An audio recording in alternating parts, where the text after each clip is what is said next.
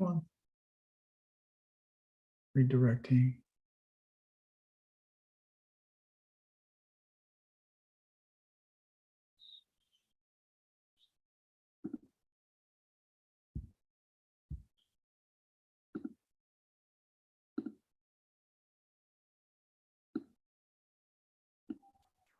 All right.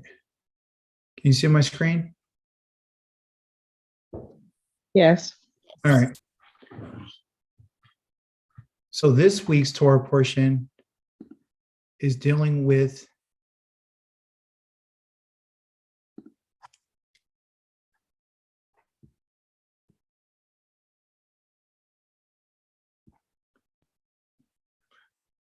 we call it Makates. And it's chapter number 41, which is a long chapter, to chapter 44, verse number 17. Okay. And it's not, its real name is not what you would say Makates. That's not the proper rendering of this. It's actually a Q. Okay. So let me show you what that looks like. It's called Miquates. Okay. It's not a K. I guess they're transliterating, but they still should have put a Q there. The reason why they don't is simply because they don't want you to get that qua. You know, they don't want that African in there. In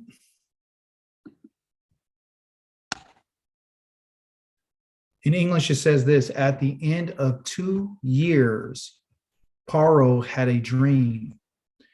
He was standing beside the Nile River, and there came up out of the river 7 cows, sleek and fat, and they began feeding in the swamp grass. And after them, there came out of the river 7 more cows, miserable looking and lean, and they stood by the other cows at the edge of the river.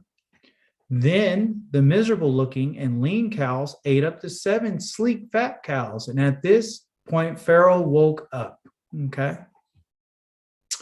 This word that we're going to be dealing with right here for this week is called, you say here, is at the end. And then also to this word called woke up in verse number 4.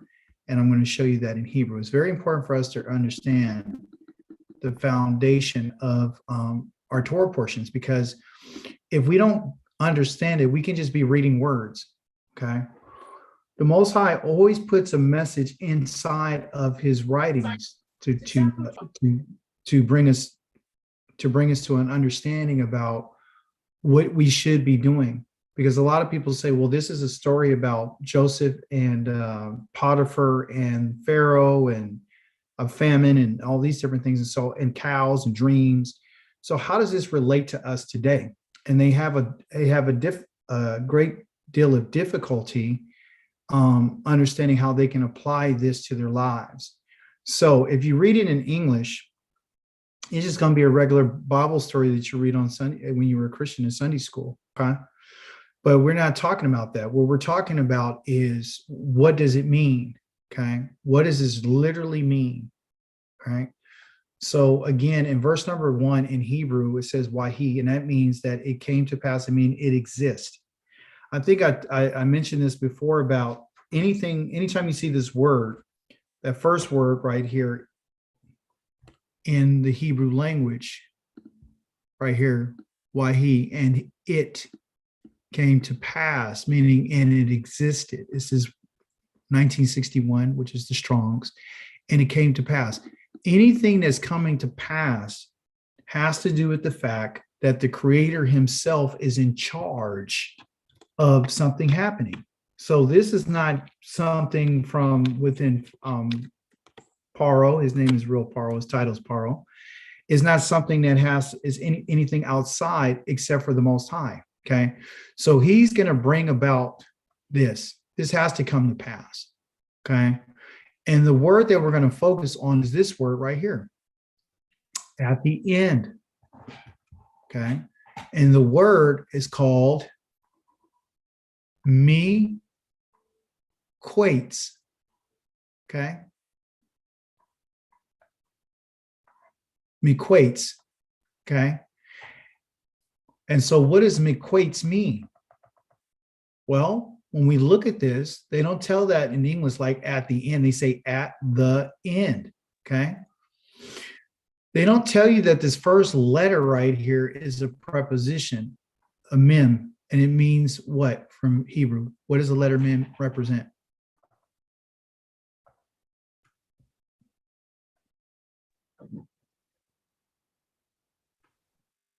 What is Love, what does the letter mem mean?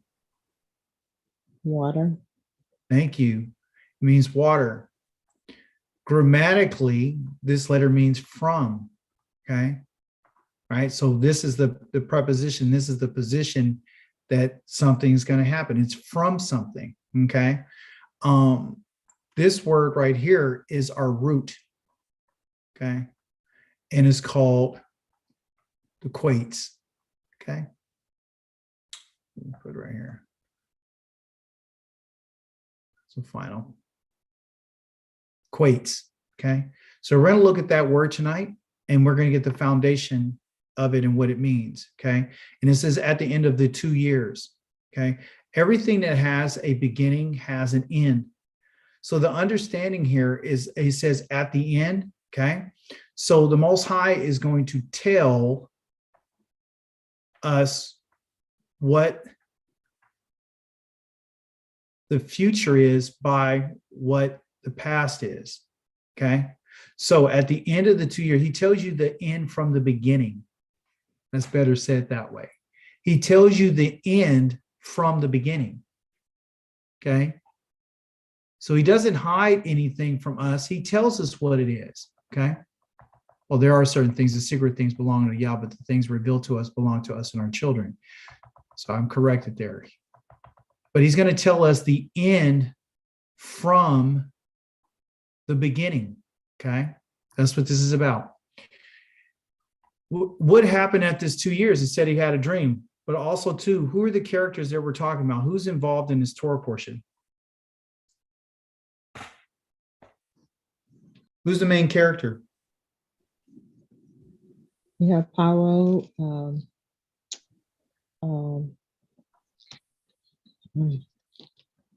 Yosef.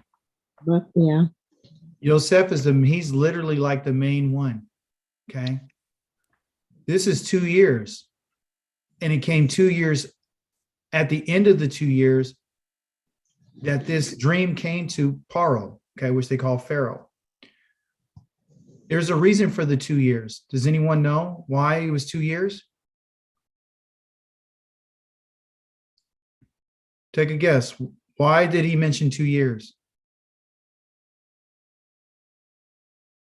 Where's Joseph at?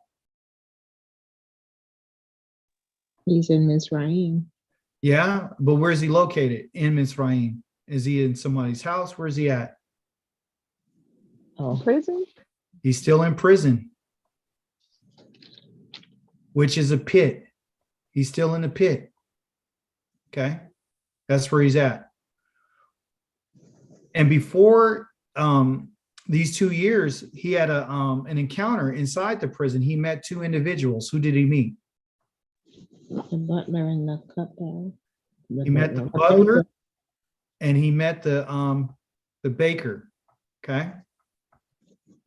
Out of the butler and the baker, what happened to the butler?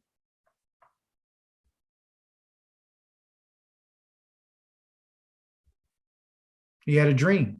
What happened to the baker? He had a dream. Okay. They went to Joseph or Yosef to get their dream.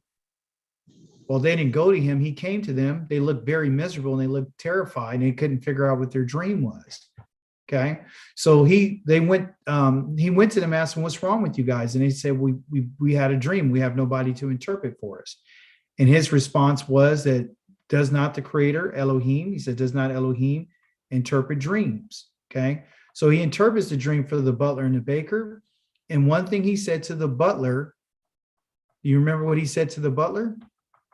What did he say to him? He told him he would be restored to his position after some. Then hung. And what else? Hung. Yeah, he said, when you get out, I want you to do me a favor. I want you to go to Pharaoh, and I want you to tell him that I was stolen from my land and I'm here in prison right now for something I didn't do. Okay. So this is the reason why there's 2 years. He stayed an additional 2 years in prison because he asked a man to remember him. He asked a man to deliver him. That's why he was in there for an additional 2 years. He did 24 months because he asked a man to do that for him. He did not beseech the Most High. Okay.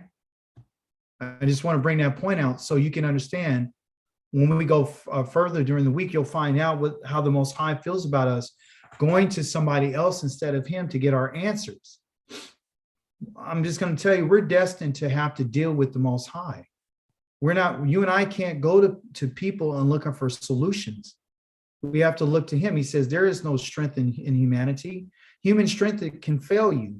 Don't put your trust in a man. That's what Jeremiah said, right? Don't trust human beings. They'll let you down every single time. They can't be relied upon, okay? So this word makates has a Hebraic meaning that we should look at. Okay, let me see, where is it at?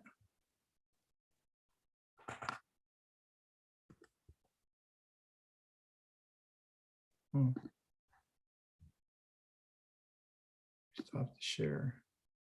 See if I can find it. Here you go. See my screen? Yes. That's great. All right. So anytime we're going to look at the text, the Hebrew, we want to know moving forward, what are the words that we need to be looking for? Okay. So far, when I've read the Torah portion so far, and it's very long, as you guys can see, what I want you to do is make a commitment to go to the Bible Hub. And you don't have to, if you don't know Hebrew, that's fine. But what I want you to look for when you go to the Bible Hub is I want you to look for these letters. Okay. I want you to look for these letters in any of those lines. For the example, the first we have is makates, which is this kof and izadi. Okay. And what it means is to cut. Okay. And the concrete meaning means that it's an end. It's an end of something, right? Or to make an end by cutting it off. So there's a whole bunch of definitions that we're going to see that are going to be inside of your Torah portion this week. Okay. But this is what you will call the concepts. Okay. Or the concept. The concept is to be at an end. Okay. Okay. And that means to be complete. That means that it could be finished. That means that it is mature.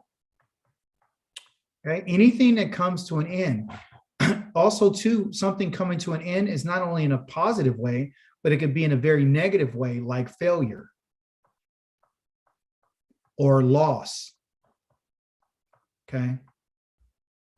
Or something that was incomplete. It never came to completion. Okay. So there's always a positive and there's always a negative to every single word. Okay. Every single word. It's not like it is in English, you know, like, for example, we look at the word hate, which is saneh. We think that, you know, like we read before, they said the Most High hates Esau. We saw, well, that's negative. No, there's a reason why. There's a reason why. There's a positive aspect of hate. Yah tells us to hate evil. Is that negative or positive? So it's positive, but there's also a negative. Don't hate your brother. Don't hold a grudge. Okay. So what I want you to understand is that when you're learning about the scriptures and you're learning about this language, you and I are going to have to look deeper, and we have to look at these concepts. Okay. So it might have started off with the word makates, okay, maquates, but then it's going to let you know inside of here that there's other words that have to do with the end as well. So, for example, kates itself is the parent root, and it says at the end of what? Time. Okay. So it's not just the end of something, it's the end of time. It could be an end of time period. It could be the end of a place. What's the end of a place? It could be a boundary. It could be a border. Okay. The border of a country, right? It has end. So everything has an end, right? And then it talks about the far extremity of something, to this very edge. Okay. Somebody give me a heads up right now when we talk about an end of a space and time. So far, what you read in your Torah, where do you see this being played out? In Pharaoh's in Pharaoh's king, palace. Yes. Well, we see that Pharaoh had a dream. He had how many dreams did he have?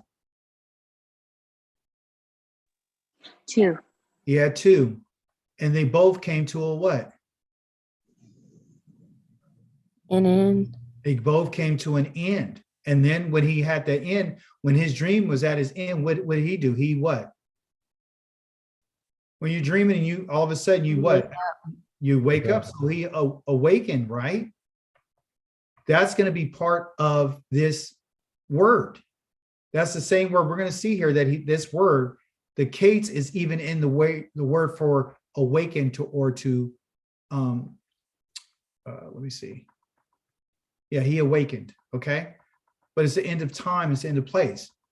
But also too here, our next one is a ruler. Okay, so now we don't only have rulers as SARS, like we talk about in our Hebrew, which is a ruler, right? Which is the turn and then the head. So now we have this one, right? Which is called a katzon or a katzin, and it's a ruler. So you can see there's more than one word for ruler. There's one or more word for master. There's more than one word for husband. There's all different types of words, okay? But this in particular, you see the Kolf and the Zadi right here inside here. It's one who rules within a border. So do you see the association? You see? It's one who rules within the border. The border has to do with that word, Kates. Okay, it's the end of something. Okay, so before we go any further, Yosef, Paro, who is the ruler of the land of Mizraim? Paro was the ruler. Paro was the ruler. Who did he give rulership to over his whole entire land? Yosef. He gave it to Yosef, so he gives him the power to be a ruler. Okay, and that is in this word here. I'm just going down the line here so you can see. Okay, and he traveled all through there. Okay, the next word down there is to be cut off. Okay, so when we talk about to cut off, when you read your Torah portion, according to those dreams, what are the 2 dreams?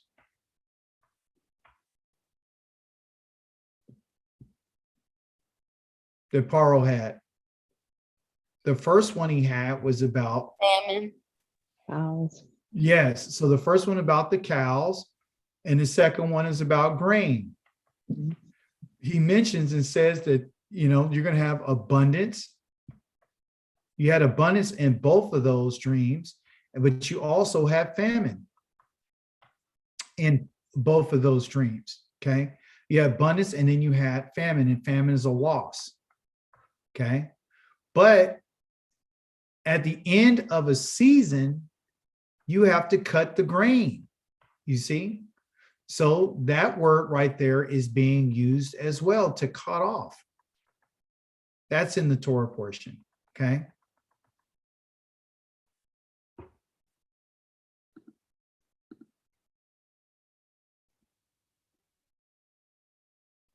All right, so the end, to cut off something. Here you go.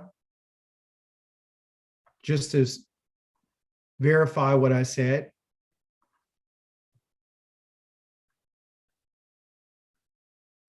That right there is called Kotes.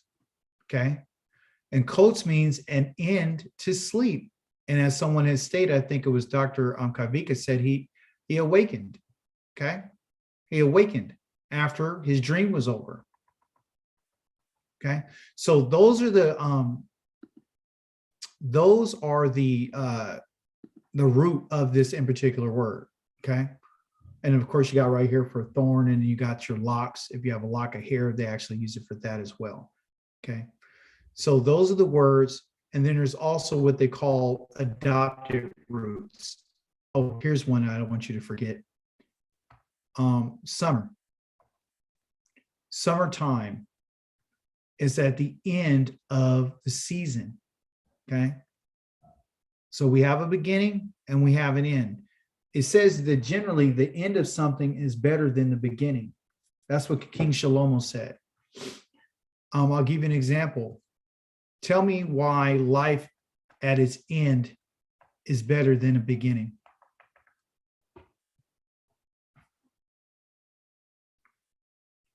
No more trouble. You with the creator. Yeah, there ain't no more trouble. There's no more struggle.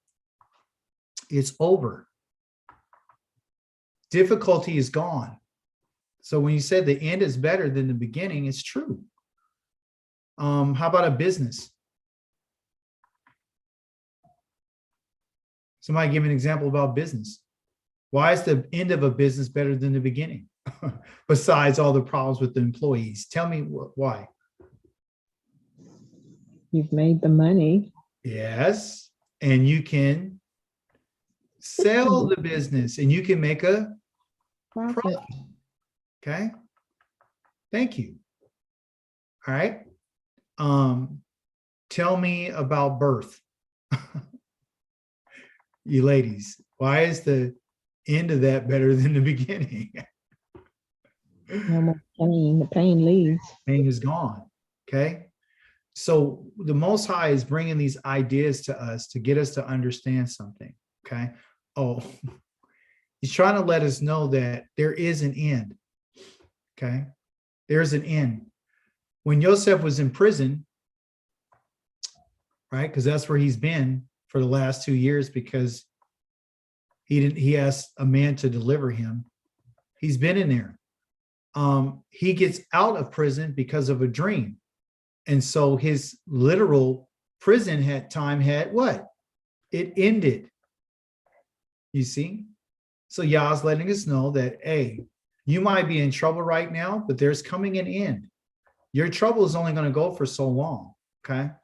We also find that this word snap right here, to splinter, like from wood, is what's also used when the butler reminds the Paro. He said, yeah, I remember my sins came to my mind. I remember when you snapped on me and you threw me in prison, right? And he uses this exact word right here. Okay, the kotsaf, to remember what you did, what you threw me in prison. And based on that, this guy, he interpreted my dream for me. All right. So those are the ideas behind this word maquates. Okay. But also too, there are other words in there that go along with that. Okay. And I'm going to talk a little bit more about that probably on Shabbat to break that down. Any questions so far?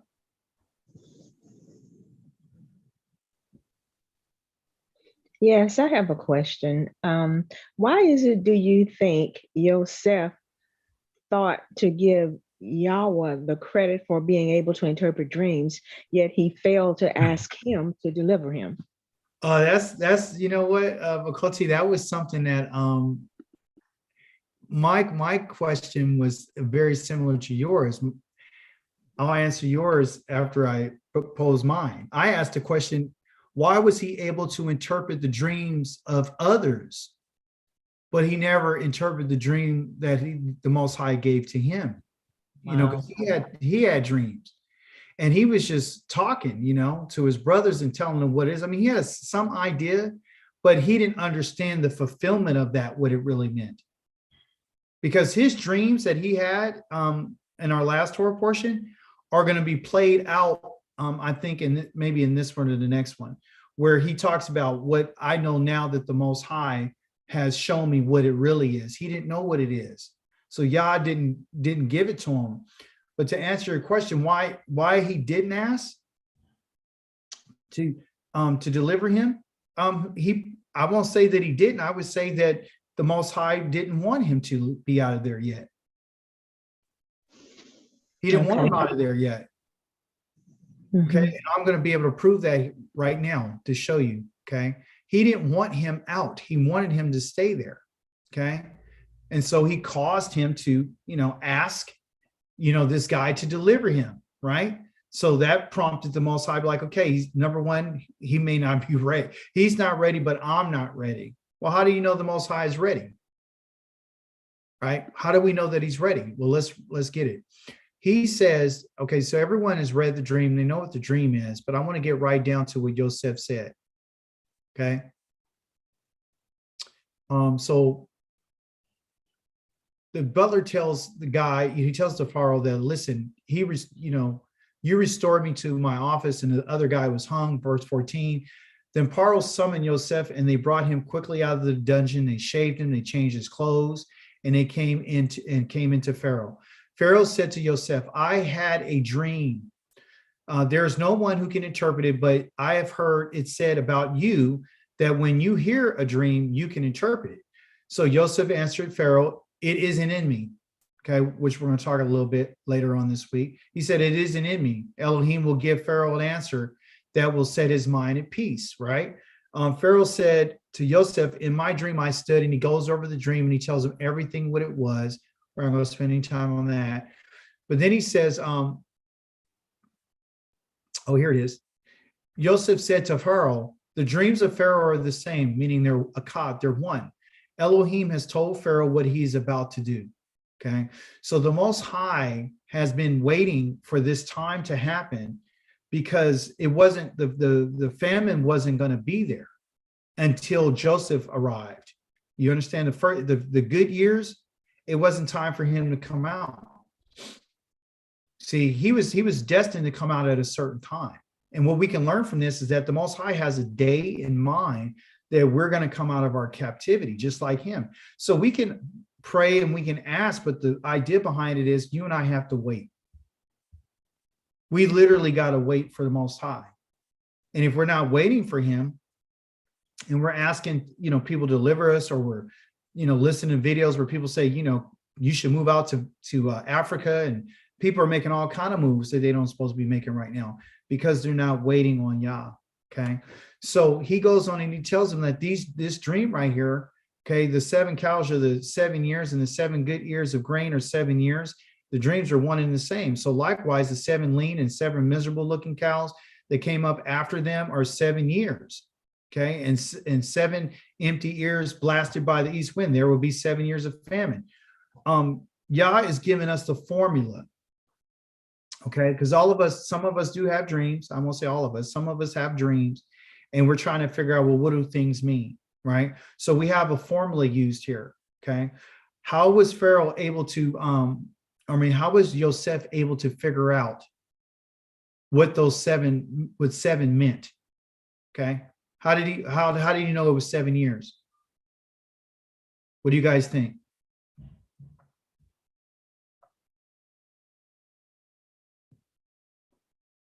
And what does 7 mean?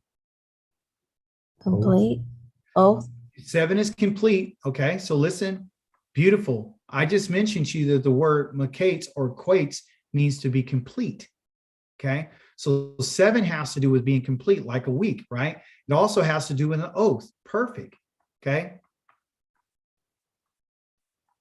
right? So there's going to come a time where this is going to be fulfilled. It's complete. So the formula for this is, do you remember when the butler had a dream and the baker had a dream? They mentioned, what number did they mention? It wasn't 7. What number did they mention? 3. They mentioned 3. Perfect. Okay. So when someone mentions a number, okay, and one said, I think the baker or the guy who was doing the vine, he said, I had some twigs. I had 3 twigs. Another guy said, oh, I had 3 baskets. Okay. This guy says I had 7 cows, right? Of healthy ones, and he said I had 7 lean ones, right?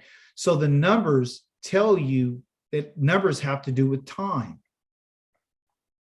So keep that in mind. Numbers have to do with time, right?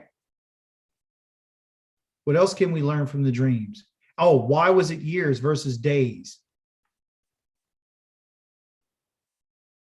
Why do you think it was years versus days? Because these guys right here were days. Why do you think it was years? How could he know this? By the condition of the cows. It was the yes, it was the condition of the cows, but also too, it was the size.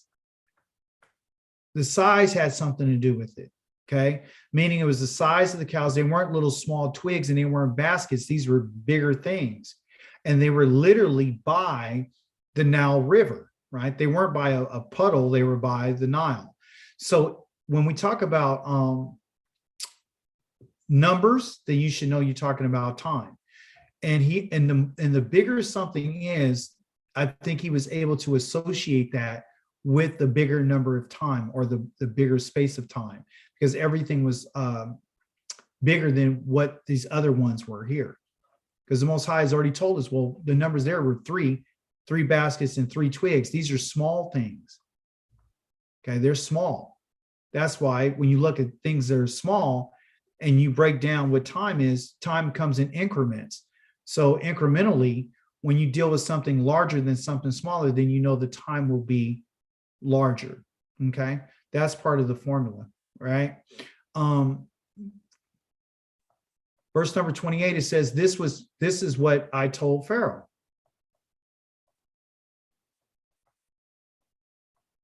God has shown, or Elohim has shown Pharaoh what he's about to do. So we can learn from this that the Elohim, if he gives a person a dream, right? Remember, what's the rule on a dream? If it's from the Most High. If you know it's from the Most High, it has to come to pass. It has to come to pass. Okay. It has to come to pass. And the word for come to pass is that word that I told you of Yahi. Okay. It will exist. It will shall be. Okay. But it takes time. Right. So that's part of it. Those are elements.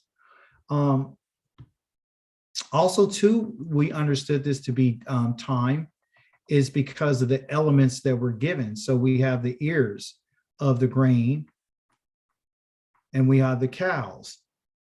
Okay, so as you would know that you would understand that there's seasons. And so seasons would tell you about the grain. It takes at least 1 full cycle of a year to get a harvest. So as you and I are breaking this down, you can see that this gift to understand this, it had to come from Yah, because Joseph said it's not something within me. But this is just a formula, right, that you and I can learn from. Because I've been studying, trying to figure out, well, how did he come up with all this? Well, he came up with the year because he understands the cycles of grain. So when it said that the man said, I saw 1 stalk and then I had 7 heads off of it, then he understood something. He knows that, guess what? The seasons would only provide 1. So these 7 here must be 7 seasons, which is 7 years. Okay. Then he also, how did he know about the abundance? What was it about Pharaoh's dream that he saw the abundance in?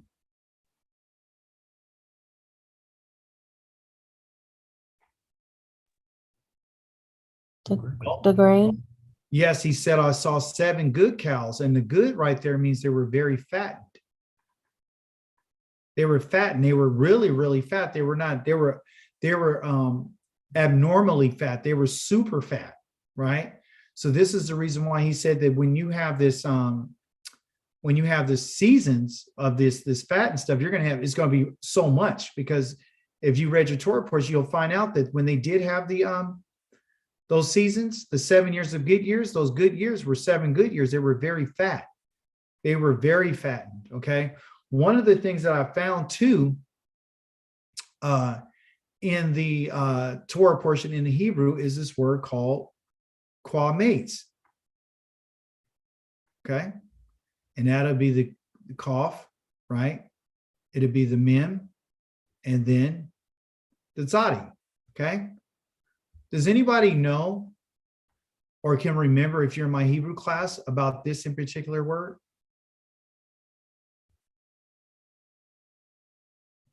Isn't that a punctuation? Yes, it is. And here, and this is what it looks like. I'm glad you said that. It's a punctuation. This is the punctuation. That's the name of that punctuation. Do you guys remember me telling you, I said, I'm looking to find out what this means? Well, I finally found out what it means. Quamates, according to the Torah portion this week, means a handful. Okay, that's what it means. It means to pick something up and you have a handful of it. You could barely close your hand because you got so much of it. It's a handful. So this in particular Hebrew marking right here, this what they call a vowel point, it's a long ah sound. The long A called ah. It's long. Now, can you associate when you look at this now? The reason why they're using this symbol is because it has to do with a handful. When something's a handful, it means that it's going to take longer. It's more. That's why it's called a long A sound, long A vowel, because it's a handful, it's more than the pathak, which is a less, okay? I thought that was an interesting thing that I found. That's what a quamates is. It's a handful. So every time you see this under a word in Hebrew, you know that means handful. It has to do with the quamates. So as you can see, you can find these things out, okay? So this idea right here of abundance is that handful, okay? So you knew that because of the cows in the dream. Then he says, verse 30, but afterwards there will come 7 years of famine. The Hebrew word for famine, everyone, is ra'av, okay? And that's a R. Is it Av? Yeah. Ra'av, okay? There's a word in it right here. What is Ra, if you can remember from Hebrew? Does it mean evil or bad? It's evil. Okay, it's evil. But let me. Oh boy, praise be to the living Elohim. You're right, Okoti. It's evil. Okay, it's evil. Ra.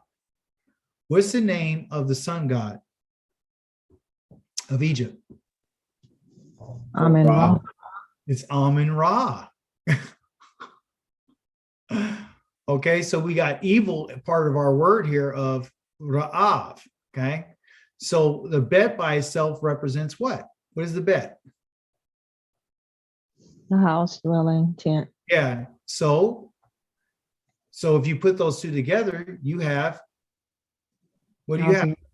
House of evil. You got a house of evil, right? Check this out. You got a house of evil, but also too, there's evil in the house. Remember, Pharaoh said that I'm going to make you the ruler over my house. He said, my house, I'm going to make you the ruler of my house. He's a worshiper of the God called this guy. Okay.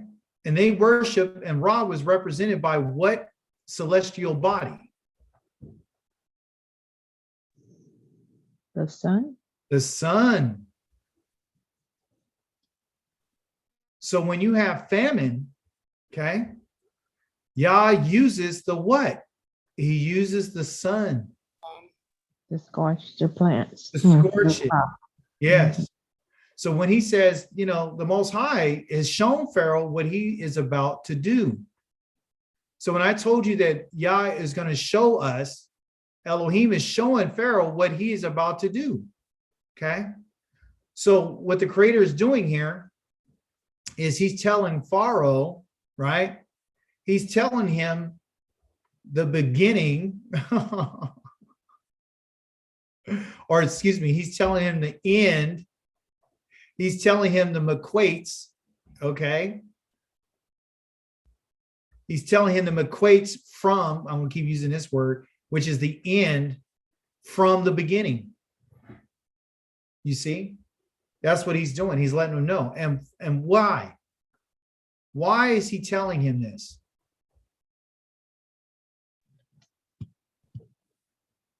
So he can take measures to do what he did through Joseph. Yes, yes, absolutely. So he can take measures. And all right. So, but afterwards, there will come 7 years of evil in the house, and Egypt will forget all the abundance. Meaning they said it was going to be so bad that you would never even remember the abundance that they had. And the famine will consume the land. But also, too, it wasn't that it was going to consume the land, but also, too, it was going to consume all the other surrounding countries. Okay. So the abundance will not be known. Okay. When the end of so the Most High is telling you that you're going to have an end, right? You're going to have an end of that which is abundant. You're going to have an end of that which is good. Okay. So we see that the Creator himself is in charge of the good, which is called Tov. And he's in charge of what? The Ra, He's in evil. charge of Ra. And he mentions this to us in Isaiah chapter number 45. I create all things. I create good and evil. And the good and the evil is for his purpose. And I believe that's why he's sharing this narrative with us in this story, to tell us about what is he doing to set up the family. You know, he's using this means to bring about the change that needs to happen within the family of Yaakov. That's why this is happening. Yah is preparing all this for the children of Israel. Okay. What else did he say? He said it's going to be truly terrible, right? Oh, the reason why it was going to be terrible, everyone, too, is simply because when Pharaoh had his dream, he said that the evil and the ill-looking cows, they ate up the other cows and they didn't turn any better. They remember he said it looked like they didn't even eat them. The other cows ate the other cows. Right. The ill-looking cows ate the fat cows. And he said after they ate the fat cows, it didn't even look like they even ate them or they even existed. That's why this is why Yosef was saying it won't even be known. The famine will be so bad. So the famine is the ill cows. The good-looking cows are the abundance. Okay. Those are the good cows. Those are the fat cows. The fat cows are the abundance. The ill cows are the famine. Now, just on a side note, when Pharaoh had his dream, in his dream, the way that it was narrated to us, he used certain words. I didn't have time to go through it right now, but he used certain words in his dream. Or when there was a narration about what his dream was like. But when he spoke to Yosef, he changed the words. Okay. I don't have time to show you right now, but he changed the words. He didn't describe the dream exactly the way that it was. He literally changed the words to the dream, okay, or what it was. And I believe the reason why he changed that is simply because the Most High wanted Yosef to understand it, because in the culture of the Hebrew people, you understand things based upon its meaning, okay? So the words that were being used would trigger something for Yosef to identify with. That's why the Most High changed those words. And our narration is completely different. The word that he uses for thin and everything, he changed everything, okay? I just wanted to bring that little point out. But it says, and then he asked, well, why was the dream double for Pharaoh? And he says, because he's answering the own question. He said, because the matter has been fixed by Elohim, okay? And meaning that it's not only been fixed, it's been established, and Elohim will shortly bring it to pass. It's going to come about, okay? I don't know, why is this doesn't look like 32, okay. So let's start right here. Man. Okay. Then he says, Pharaoh should look for a man, both discreet and wise, to put in charge of the land. Now, when he's talking to Pharaoh here, everyone, he's talking to him in a sense like he's talking to Pharaoh as Pharaoh's a third person. He's not talking to him like, you know, how you and I are talking right now to each other. He's talking to him like as if Pharaoh's not even there. Okay. So he's taking on this position of counseling Pharaoh to say, look, Pharaoh needs to find, he's okay. Dr. Yared, I'm Joseph, you're Pharaoh. Okay. I'm talking, I say, Dr. Yared needs to find da da da da da, right? And I'm talking directly to you, but I'm speaking to you in third person. And the reason why he's talking to him in third person is because he's letting him know that it's not me that's telling you these things. It's literally like he's being the Most High's mouthpiece. He's talking to him in a very humble way. What I really liked about Joseph and Yosef, what I liked about him was his humility, okay? And but also too, we understand, if you read your Torah portion, does anyone know how old he was when he got out of prison?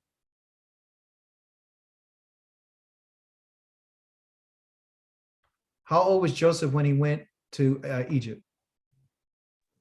Was he 17? He was 17 years old. Does anyone know how old he was when he stood before Pharaoh? 30. He's 30 years old. Okay. So literally, he was there and locked up and away from his family so far for 13 years. Okay. So looking at 13 years, you minus the 2 years that, he's been waiting, right? So prior to that, he was in 11 years. So the 11-year period was from the time he was in Potiphar's house until the time he spent in prison, just about what he spent in prison. We know it's been 2 years since the butler and the baker got out of jail. Okay. So literally, you could see how long he was in prison. He's been in jail for a long time. And the question is this, and I want to ask the class, did he deserve at any point to be put into jail? I don't think so. No, he didn't. He didn't do anything to deserve to be put there. So you ask yourself the question, why did the Most High give him 13 years of a prison sentence? You could learn patience for one thing. Yes, it was training. He was training him. Okay. And he was going through a process when he was a young man, right?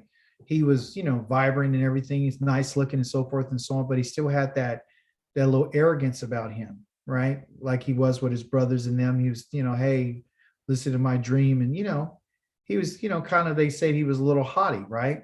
So over time of being in prison for 13 years, that'll kind of do something to you, right? So there's a lot of things that had to do with his development as a human being and as a man. And so during that time, as Akoti said, she said, well, why didn't he call? Why didn't he call on the Most High? Well, it's very possible that he did call on the Most High. Very, very possible that he called on the Most High. And it was a long time. So you can see sometimes that we can call on Yah. How long have we been asking Yah to remove us from our prison? I've been in this truth for 10 years. And I've been asking Yah to, when are you going to do it? You hear in the Psalms all the time. When are you going to do it? Have you forgotten about us? When are you going to do it? When are you going to do it? So what we should understand is that everything that we go through our lives is all in timing. And the Most High has done this on purpose. And he's in the process of training us. And he's in the process of developing us until we get to our end. You will have an end, okay? And when you come to your end, right, of your training, end of your learning, end of all that, it could be the end of your life. It could be the end of our slavery. It could be the end of our captivity. It could be the end of that. But as you know, your end is always better than the beginning. Any questions? So in summary, we should understand that the Most High had deliberately left Yosef in prison because it wasn't the right time. Okay. Our word makates has to do with the end. Okay, the end of something, the end of somewhere, or the end of someone. Listen to what I just said to you. It's not only the end of a border, it's not only the end of a space and time, but it also could be the end of someone. Yosef had to come to his end. Yah knew that he was ready. He was ready to take on the responsibility to be the ruler over the borders of Israel. He's ready in this phase to do the job that the Most High asked him to do. He had to prepare not only the nation, but he had to prepare for the people and the individuals that the Most High has sent him there for. Okay. I hear sometimes rabbis and teachers telling us, really, yes, yes, Akoti. He does control everything. I hear rabbis and teachers all the time say that, you could be the Joseph, right? It's very, very possible that you and I could be the Josephs of our family. I would like to think that, but I don't like to sensationalize and make up stories to give people excuses. I would say that they have, meaning like he's preparing because the children of Israel are going to come to him and he's going to be able to provide food for them. And then they say, well, you and I, the Most High is preparing you and I, so when they come to us, that you and I will be ready to provide them with food, right? Because right now they don't want to eat it. That sounds nice. It sounds wholesome, but that's not the purpose of this story. This story is not for you and I to think about anybody else but ourselves. Okay. It is, because everybody in this story individually, they all had to be accountable for themselves. Okay. So Joseph or Yosef, Yah had developed him, and guess what? He's all the way from chapter number 40 to chapter number 50. He gets like 10 chapters. Okay. So he's pretty significant. And the reason why he's significant is simply because his name means to increase. It means to add. Okay. And there's an increase and there's an addition to everything. Okay. But also too, as you know, I told you there could be a positive to the increase and there could be a negative to the increase. Both of these things could be negative. It's not always positive. Okay. Yah tells us don't what? Don't add to anything I said. What else did he say? Don't add to your sins. Don't add sin upon sin. Okay. Don't increase in your rebellion against me. I mean, increase in addition could be good, but it also could be bad as well. It says the increase of knowledge brings what? What happens when you increase in knowledge? Your wisdom increases. You get wisdom, but you also get something else. You get sorrow. Because you can start seeing, you can start understanding things a lot better. I'm grieved, really, to be honest with you, about my conversations that I've had with people. I'm very grieved because the increase of my knowledge, because sometimes, and that's the scary part, because right now, you guys are growing. We're all growing, okay? So there's a lot of growth and development with you and I. And when you and I are growing, we're increasing, right? And other people are decreasing. And then the further and if I put it on another way,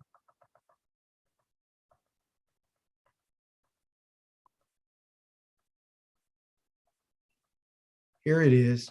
This is sad, what I'm about to show you.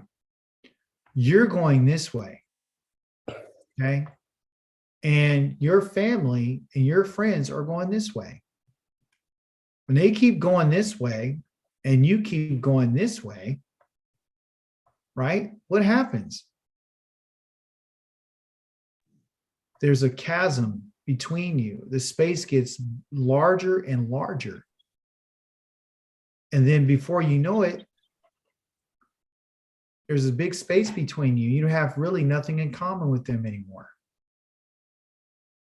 Your knowledge is increased. You know more. You understand things better. So when you try to talk with them, they won't be able to understand you. That space right there that's being created, right? This void, okay, this distance, okay, is what you would call sane, which is hatred. Okay. Are you saying that you're ending up hating them? Well, they think that you do hate them. Okay. But the fact is that you want them to follow you. You want them to go with you, but they won't. They won't follow you. And what I want to say in this last minute of our conversation tonight, or this discussion, is this. And I need you to really hear what I'm about to tell you. You and I can never obey Yah for anybody else but ourselves. You can never praise Yah for anyone else. You can never love the Creator for anyone else except for yourself. Because He's given all of us the ability to do so. And He's given all of us the ability to have that choice. And I think one of the fundamental mistakes that we make as a people is that we don't really grasp that concept, because we were taught that, hey, just keep talking to them and keep talking to them and keep talking to them and keep talking to them and minister to them and try to get them to understand and show them and try to teach them and be patient with them, right? Thinking that that's the goal, right? That's the responsibility. That's not our responsibility. Not according to the Torah. That is not your responsibility. You can't love anybody for the Creator. He's not accepting your love for them. He's not accepting your work for them. You cannot, there's nothing in lieu of, there's no substitution, there's no mediator, there's none of that. It's just you and Yah. Okay. So you can't pray. You can pray and try to intercede for someone. You could try to, do that. But other than that, you can't obey for them, and you can't learn from them either. You got to learn for yourself. You can try to share it, but you can share with the people who want to hear it. And it's been taking me years to finally understand. I mean, today you told me you can't love for them. You can't love me for them, and you can't do any of that. You got to let people do what they want to do. And if they don't want to love them, then there's nothing that you and I can do about it. Okay. And when Joseph was in prison, when Yosef was in prison, he was in prison by himself. He's by himself. And the work that the Most High had to do with him, he had to do it by himself. He couldn't have anybody else around him. He had to separate him from his family in order to do this, to bring about the work that he wanted to bring about. And it was Yah's kindness. But even through Yah's kindness, you see that he brought some severity. So you're going to have some good times and you're going to have some bad times. But it's all for the glory of Yah. Hallelujah. Anyone wants to make any remarks?